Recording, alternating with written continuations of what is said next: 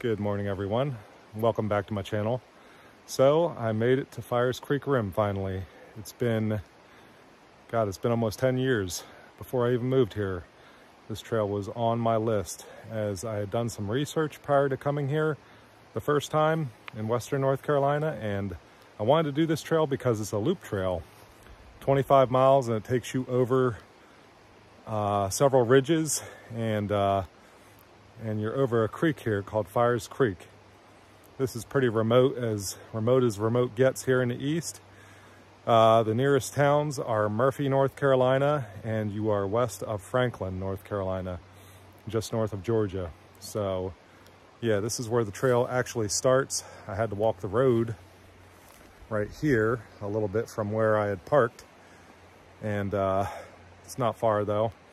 But the last time I was here was the first time I was here in 2014, and I couldn't find out where the trail was. It was before I used GPS, and I was just going by what I learned from books and maps, and I didn't realize, I kind of did realize, but I gave up too early. The trail is actually down the forest road, and it begins right here. So I'm gonna loop around, and I'm gonna walk the forest road back to my car, and make a 25-mile loop of this. So stay with me, we're gonna have an adventure. So 1.5 miles in, and this is only one of 3 trail signs I've seen. The tree, this is the second blaze I've seen since the last junction there off the forest road. So this trail is pretty hard to follow when you start off. So I took a shortcut up the mountain, straight up the mountain, got myself all tired. There's a lot of elevation gain here initially. It's like 500 feet of elevation gain averaged out. If you factor in the 4,000 feet in the first 8 miles, the way I'm going counterclockwise, which is the direction that AllTrails suggest to travel in. So, but yeah, I should be cresting some of the balds. Tuskegee bald. There's several others, I don't remember the names, but when I get there, I'll let you guys know about it. So here's the trail. You can see it is a pretty easy to follow trail, but as I said though, at the start, I didn't know which direction to travel in. So I just went straight up the mountain because it looked like the trail was taking me back to where I started, back to the picnic area. And look at this. I didn't realize, or if I did, I forgot, that this is also a bear sanctuary, like where I was last week in Panthertown Valley. So no wonder there are so many black bears in Western North Carolina. They're protected. Check out the views through the trees. There's a lake over there. I think it was the lake I passed on the way here.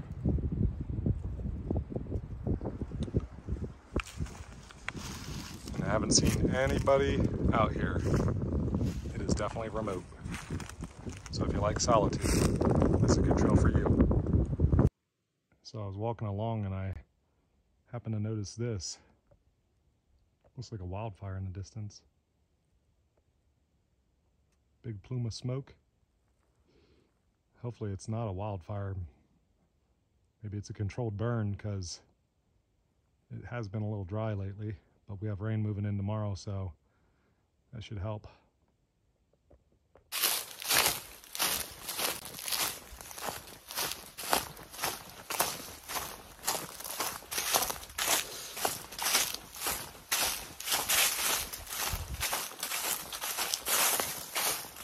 Another trail intersection, and all the trails here are blazed with blue, so just know where you're going because it's a little confusing.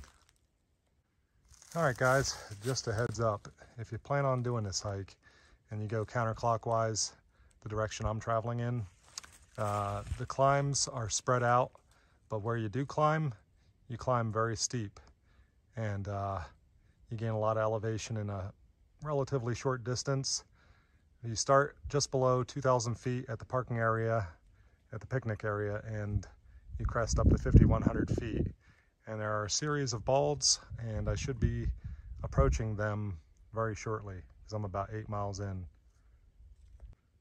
All right, so I'm over 9 miles in, and this is the view from Pot Rock Bald at 5,200 feet elevation.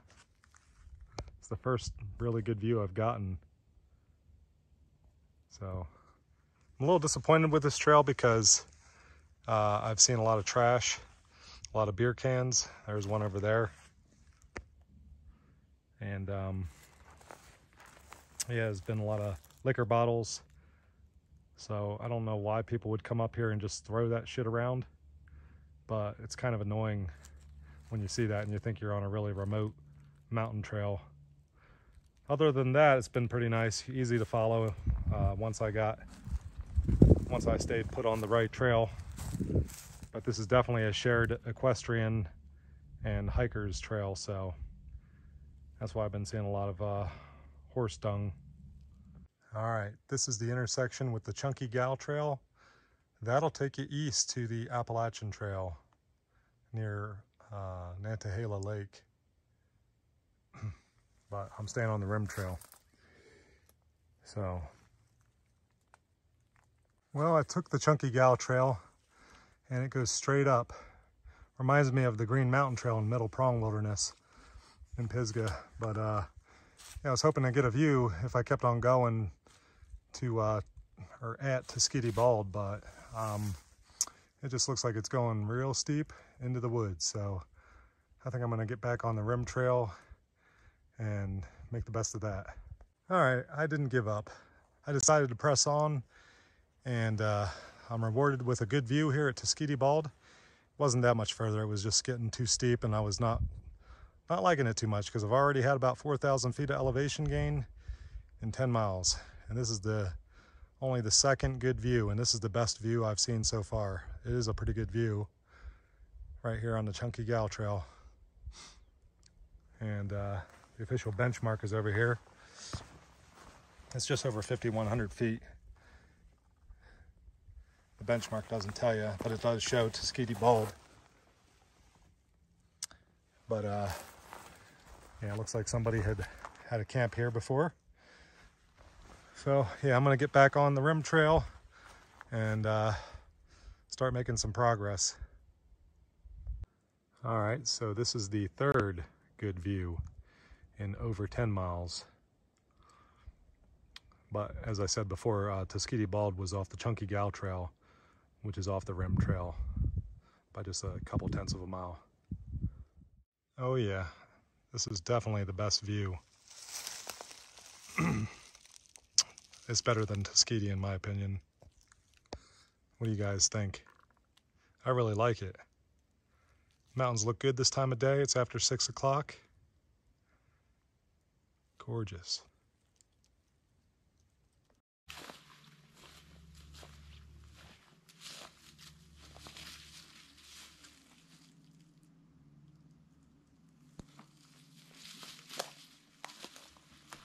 So that's the plume of smoke I saw earlier. There's definitely got to be a fire going on over there. I hope it's contained. All right, I'm cutting the rim trail short by taking the Sassafras Trail down to the forest road. So I had a choice to make: 5 miles to get to Big Stamp and have no water for 5 miles on the rim when I'm about out. And the sun would set on me because it's 7 o'clock and the sun sets close to 8. Or take Sassafras down to the forest road for 2 miles to the possibility of better campsites with water almost the whole way. So I don't feel like I'm missing much because this trail was a little bit of a disappointment. That was the best view I just had there in the previous segment, but yeah, I don't feel like I'm missing too much by taking the shortcut. It'll still probably be the best part of 18-20 miles by the time I'm done, because it's a long road on the forest road, or a long walk on the forest road I should say, to get back to the car at the picnic area. So yeah, that's what I'm gonna do. So there's the little stream that I'm walking beside, and it was pretty dry where I got on the trail, but it's flowing much better down here, and it should have more water volume as I go further down. So just gotta find a good campsite, and might have to go to the forest road, which was 1.9 miles from where I got on the Sassafras Trail. Good evening, everyone. So I got to camp after the sun had set. It was after 8 o'clock, and I'm all set up over here by the creek. That's Fires Creek you're hearing. And it is after 9 o'clock. It is dark. Waiting for my water to boil so I can have dinner. Yeah, this trail is a little disappointing to me, as I said earlier, just because of the a lot of trash I've seen, beer cans, liquor bottles, disregard for nature on the part of whoever it is that frequents this area and leaves stuff like that all over the place. I saw literally a Budweiser can every mile, it seemed.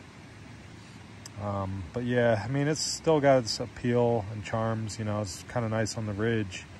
The views were starting to get better, so that was a plus. But like I said, I had 5 miles with no water and I was about out. And I just figured I'd come down that Sassafras Trail, which was a shortcut back to the car. But I still have a little walk on the forest road tomorrow, probably a better part of 6 or 8 miles. I'll let you know as when it's all said and done what the mileage was here on the forest road and such. But yeah, aside from that, I guess I'm going to call it a night and talk to you guys in the morning. Enjoying my campfire. It's going to be a good night. All right, good morning, everybody. It's breakfast time. So got oatmeal and coffee, and had my alarm set for 5:20, but I snoozed until about 6:30, so getting off to a later start than I wanted. But walking the forest road, as I said last night, I'll let you know how many miles it is back to the car since I came down off the Sassafras Trail. Yeah, so it was pretty mild last night. I slept pretty warm, but when I got up this morning, it was a lot colder, so it seems like the ambient warmer temperatures from the day seem to last throughout the night, at least until the early hours of the morning. So yeah, I will let you guys know how things go as I progress towards the finish. All right, so walking the forest road and making great time. It's only been 40 minutes and I've already come 2.45 miles. Average speed of 3.2 miles per hour, so I'm making great time as it's relatively flat. Even going downhill in places. You can see the view behind me. Wanted to show that to you guys. Got a nice view of the Fires Creek below. So yeah, it's kind of scenic in places.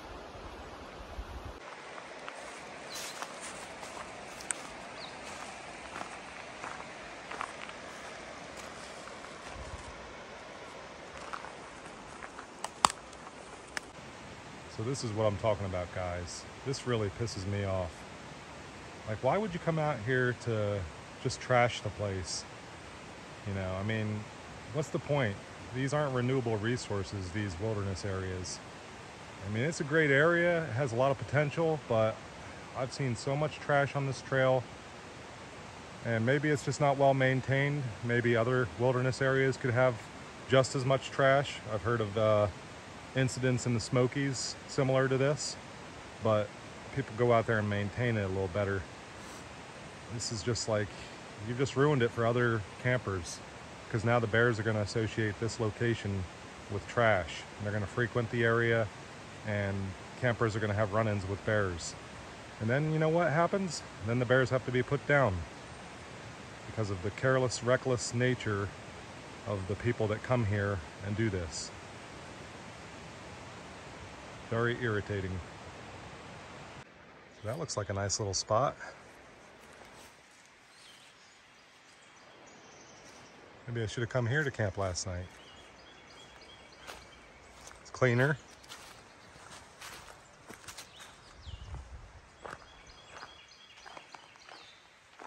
Folks, I made it back to the car. Was able to make exceptional time as it was downhill and mostly flat. So I made 9.5 miles in 3 hours. And I'm pretty tired because I was running part of it. So that's part of the reason why I got back so fast. So my words of advice on this trail are, I wouldn't come back here again. Now don't get me wrong, it was nice up on the rim. Fires Creek was beautiful, but the trash really ruined it for me, and the lack of many views for the first 10 miles was kind of a downer. And to think I waited 9 years to come here. Well, I did come here once in 2014, but I didn't even know where the trail began, so I was just scouting it out on my way up from Atlanta, Georgia, back home to Hendersonville, North Carolina, when I lived there. So anyway, yeah, I wouldn't speak very highly of this trail. People have just ruined it for others with all the trash about. I mean, it was trash pretty much the whole way. It's like a big giant dump. You would think that people that recreate here would recreate responsibly, because I've seen a lot of fishermen, at least over here in the picnic area, and there was one guy that was fishing right off the forest road. But other than that, I didn't see any other hikers out and about. So it's a great place for solitude, and as I said, it's got potential, but the people have just ruined it. So anyway, thanks for watching. Please like, subscribe, comment, especially if you know me. Just, you know, send me a shout out, say what's up. Thanks.